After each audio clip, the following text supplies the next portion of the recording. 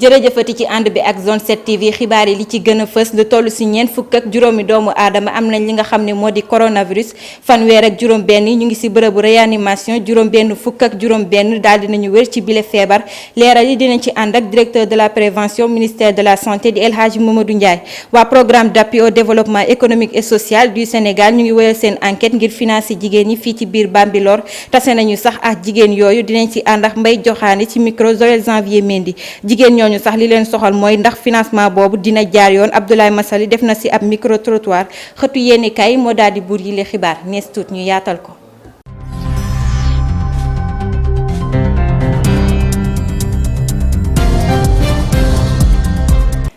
mbokk yi asalaamaaleykum dal leen ak jàmm ci xibaar yi ñu dooreek ak mbas mi di coronavirus ak point du jour bi du toll ci ñeent fukk ak juróomi doomu aadama am nañ li nga xam ne moo di coronavirus fanweer ak juróom-benn ñu ngi ci bërëbu réanimation yi juróom-benn fukk ak juróom-benn daal di nañu wér ci bile feebar ñu teewlu directeur de la prévention bu ministère de la santé di El Hadji Mamadou Ndiaye.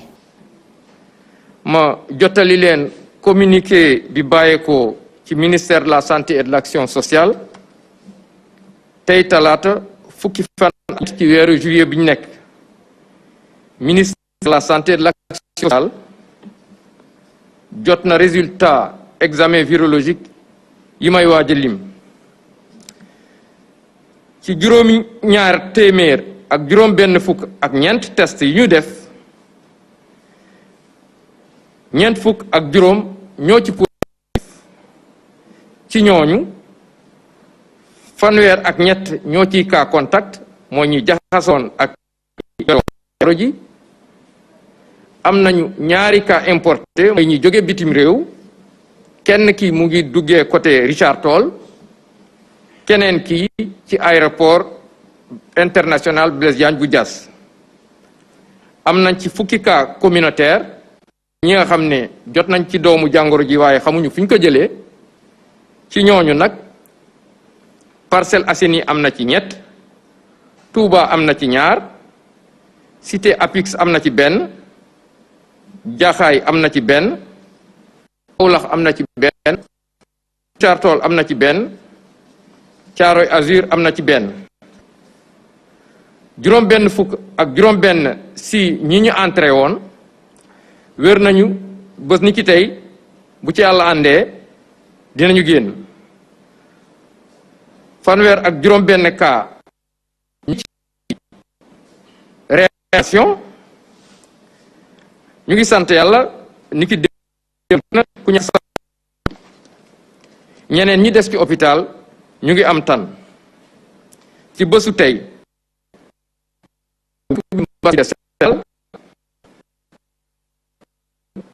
juróom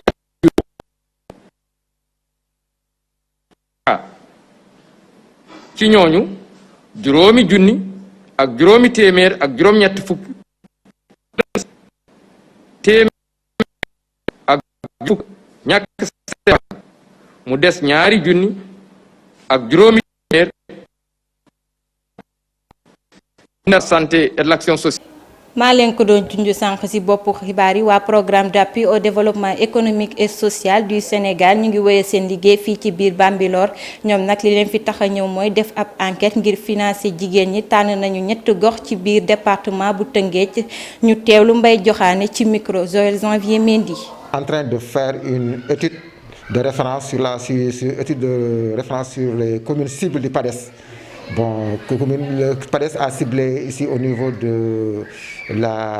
département de Rufisque. Nous sommes chargés de faire le travail au niveau du département de Rufisque, moi et d'autres collègues qui sont sur le terrain. Moi, c'est moi qui dois faire le volet qualitatif, tout ce qui est rapport avec les focus group,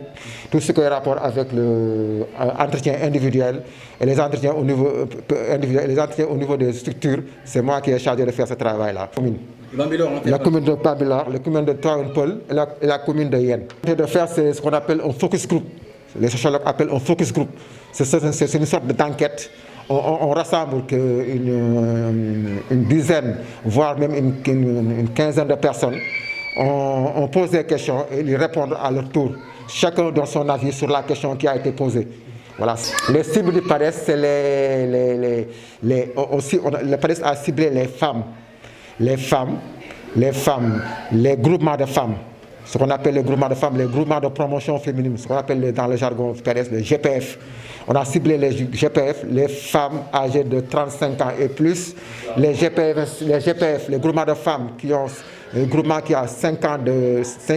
d'ancienneté et plus, on les cible. On a aussi ciblé les jeunes filles. Les jeunes filles de 15 à 35 ans, on cible. Les jeunes garçons aussi, on cible de 15 à 35 ans. Les handicapés, les personnes vivant avec un handicap aussi, ce sont les cibles du PADES. Bon, on a ciblé ces personnes-là parce qu'on a comme l'impression que ces personnes-là, ces groupes-là, ces groupements, ce sont les couches les plus vulnérables. C'est des personnes vulnérables qui n'ont pas assez de moyens pour faire face aux difficultés de la vie. C'est pourquoi on les cible comme ça. Demain, ils peuvent, voir les réalisations du PADES tomber chez eux au niveau individuel ou bien au niveau collectif. Voilà. On a aussi ciblé de travail avec la commune en faisant des réalisations. ñu des ba tey ak waa PADES ñoom nag tànn nañu jigéen ñi xale ñi ak doomu aadama yi nga xam ne ñu ngi dund ak laago ngir financer leen Ndoumbé Diène di ab conseiller municipal daal dina am mbégte lool ci boobule projet ñu teewlu ko ci micro Youssou Awa Fall Samb.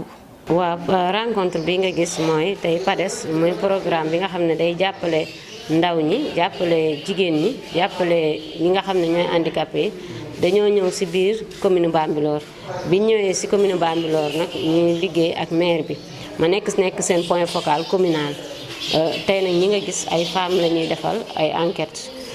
muy benn approche boo xam ne communautaire ci wàllu seen activité génératrice de revenus mais femmes yi dañoo constituer benn kuréel nekk association des jeunes filles mais association de femmes yoo xam ne tey PADES mu ngi leen di taataanal ay questions pour ëllëg ñu xool nañu leen. attente bi mooy ñu jàppale leen ci wàllu financement mais aussi accompagnement parce que jigéen ñi am nañu ay formation mais bu ñu amaatee tuuti renforcement de capacité pour seen gestion économique dina baax. mais li ñuy xaar daal gën ko xaar mooy ay financement yoo xam ne yu solide la parce que dañ naa financement mais parfois financement yi ñuy jox jigéen ñi du demee noonu ñaareel bi day manque ay mesures d'accompagnement financement yi outillé lañ bëgg. waaw mën nañ am doole parce que déjà la formation est là les femmes yi déjà def nañ ay formation yu bëri ci wàllu teinture ci wàllu transformation fruits et légumes ci wàllu céréales locales ak ci wàllu couture ak ci wàllu coiffure kon tey bu PADES ñëwee accompagner leen day gën a rek renforcer seen activité parce que déjà ñu ngi ci biir activité bi mais par faute de moyens activité yu bëri dafa xaw a yeex yenn yi xaw a nelaw bu ñu amee moyen rek dina gën a dem. ñu desandi ba tey ci Bambilor jigéen yi fi yeewoo nag li ñuy xaar ci waa PADES bari na lool defar nañ leen sax ab benn atelier ngir gën a ñoñal seen xam-xam Abdoulaye Massali def na ci ab micro trottoir ñu teewlu ko. fii kon loolu la ñu neex parce que tamit ñuy xëy suba teel di dem marché di jaayi di yor suñuy paan di dem di jaayi mango jigéen ñi tooguñu daal léegi bu PADES ñëwee ñuy kontaan ci li muy def ñëw Bambilor ñëw zone 7 bi kon nañ ci kontaan bu baax ñu bëgg rek ñu jàppale ñu xanaa ku ñu jàppale parce que ku ñu jàppale rek ñu dem financement yi école yi pour suñu tuut tànk yi suñu rakk yi suñu doom yi ak surtout financement yi parce que jigéen ba amul. presse ñu ngi nii toog di ko xaar comme neen dañuy jàppale pour zone 7 bi nan toog di ko xaar di ko déglu boxam dañ leen doy jàppale jigéen ñi ak lii waaye góor ñi nan toog di ko xaar ndax ñëpp a bëgg a liggéey fi mu toll nii. waaw loolu mooy seen problème ndax bu ñu ko amee tey jii dinañ liggéey ndax booy xool jigéen ñi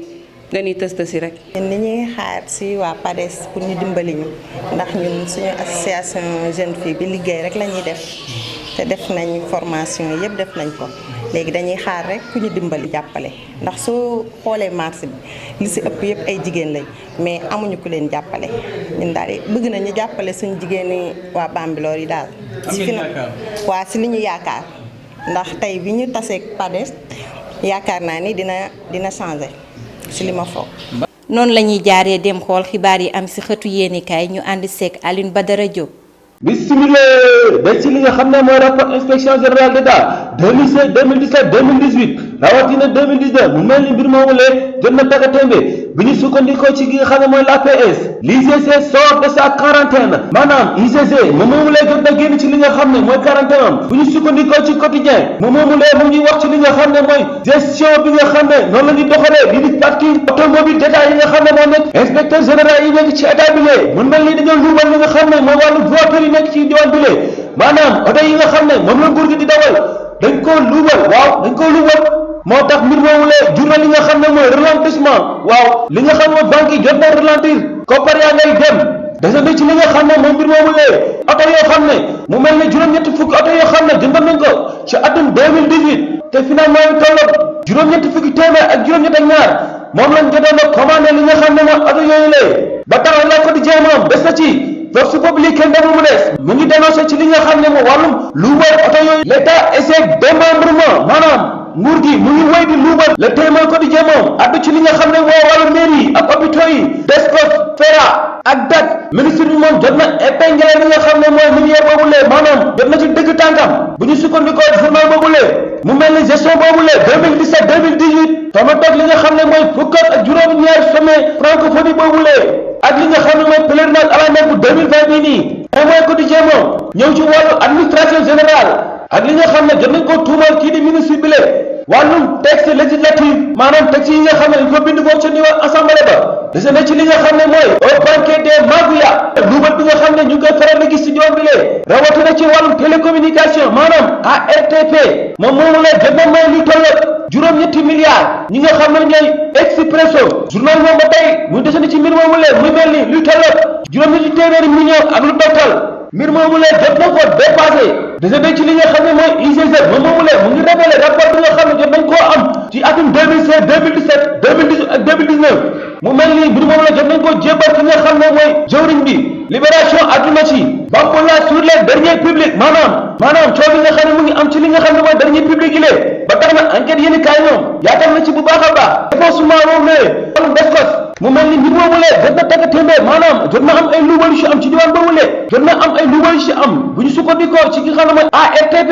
ak li nga xam ne mooy ville de Dakar épidémie mal gouvernance waaw yorin bu bon bi li nga xam ne mooy gouvernement bi lee observateur moom delsi na ci di àddu ci li nga xam ne des cafards de la république maanaam ñoo xam ne dañuy lekk rek nañ fi nekkee lépp si yéeni kay moom àddu na ci li nga xam ne mooy procès boobu lee maanaam procès crime financier ak li nga xam ne mooy administratif incroyable tax na régime boobu lee mu ngi wéy di nekk ci guddi yoo xam ne ba tey ba sa jógut jàngoro bi di coronavirus mu mel ni jàngoro bi de jot na laal li nga xam ne mooy gestion bi lee waaw jot na ko laal na ko bu baax a baax a baax ak li nga xam ne mooy réflexion financement MPES ak kii di DER Walf Quotidien di ñu xamal ni mel Walf Quotidien del ci audio bi nga xam ne nar na tas li nga xam ne mooy mouvement bi de waaw nar na ko tas rajax la ko nar a def des ci xibaaru tàggat yaram dëkkal mu àdduna ci ki nga xam ne mooy Guardiola moom nee na dafa bëgg a recruter ki nga xam ne mooy Kalidou Koulibaly waaw da ko bëgg a recruter dugal ko ci fi nga xam waaw dugal ko Manchester City loolu la bëgg Ramos moom léegi mu jël li nga xam ne mooy Liga bi waaw benn victoire donc waaw Real Madrid benn victoire kese mooy des ñu jël li nga xam ne mooy Liga bi waaw jërëjëf Alioune Badara Diop mbokk yi ñu ngi leen di sant di leen gërëm woy leen di topp programme Zone 7 TV jërë ngeen jëf